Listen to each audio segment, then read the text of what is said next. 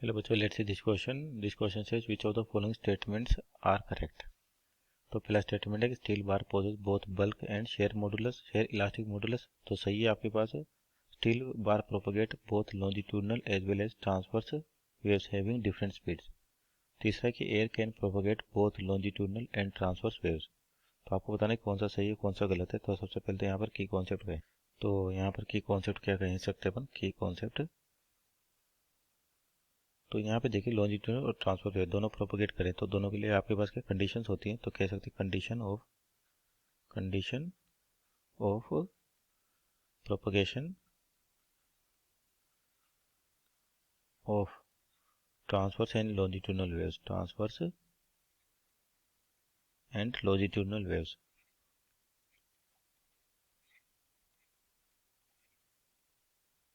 Longitudinal waves.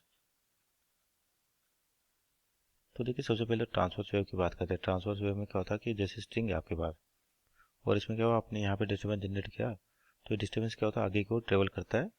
और कैसे करता है कि जो पार्टिकल्स होते हैं वो अपनी पोजीशन पे क्या करते हैं, वाइब्रेट करते हैं, जिसको मीन पोजीशन कहते हैं अपन, और एनर्जी को आगे फॉरवर्ड करते हैं। तो डायरेक्शन ऑफ प्रोपगेशन तो ये है, और पार्टिकल का जो वाइब्रेशन है perpendicular to direction of propagation होता है।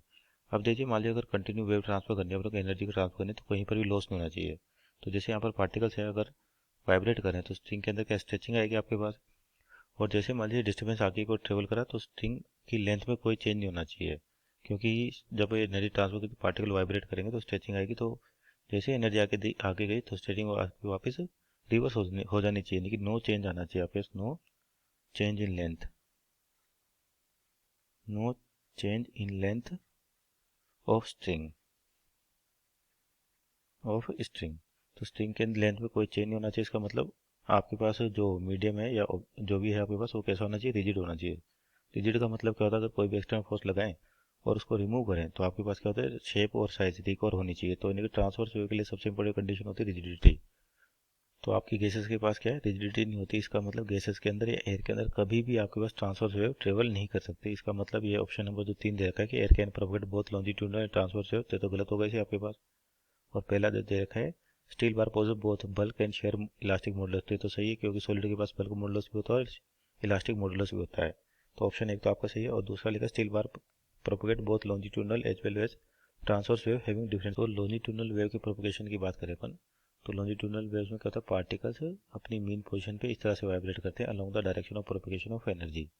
तो अगर मान लीजिए अलोंग लेंथ हो रहा है आपके पास, तो यहाँ पर शेयर मॉडुलस होना जरूरी है आपके पास, क्योंकि जब वेव आगे गई एनर्जी रिलीज करके और वापस पार्टिकल ने एनर्जी आगे ट्रांसफर कर दी, तो पार्टिकल वापस अपने मीन पोजीशन पे आ जाना चाहिए। और इसमें जो डिस्टर्बेंस हो रहा है अलोंग द लेंथ होता है, तो उसके लिए अपने पास शेयर मॉडुलस होना चाहिए। क्या होना चाहिए, share modulus.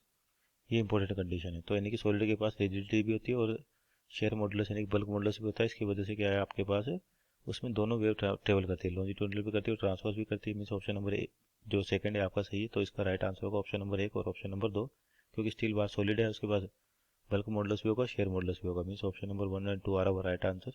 Hope you understood well, best of luck.